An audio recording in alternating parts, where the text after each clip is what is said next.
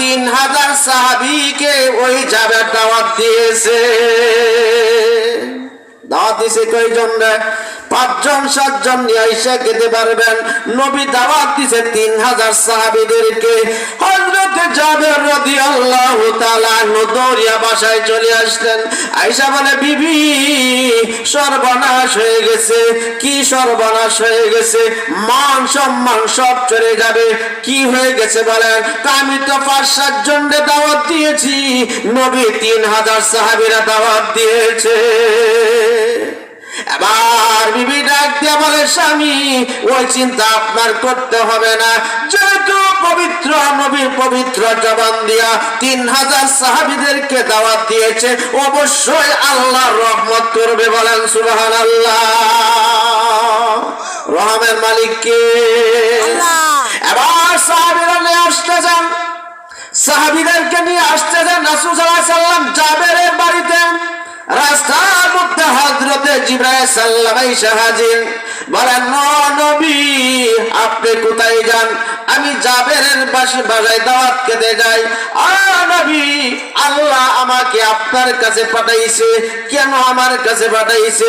আপনাকে জাবেরের বাসায় দাওয়াত খাইবেন। জাবেরের 2টা সন্তান আছে, ওই 2টা ছেলে সন্তানকে নিয়ে আপনি খানা খাইতে হবে। বলেন সুবহানাল্লাহ। ঘটনা ঘটছে কোথায়? কবর হয়েছে কোথায়?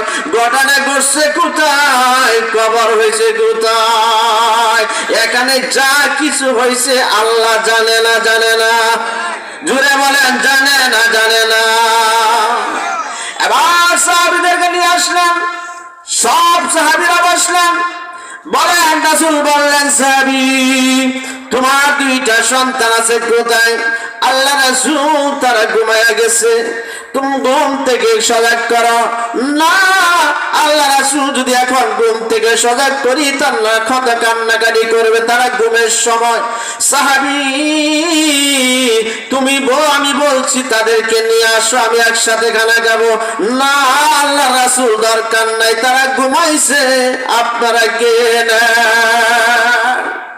এবার নবী ডাকলেন, সাহাবী তুমি কি জানো না আমি যা বলছি তাই করবো? তোমার 2টা সন্তান ছাড়া আমার তোমার বাসা খানা খাবো না।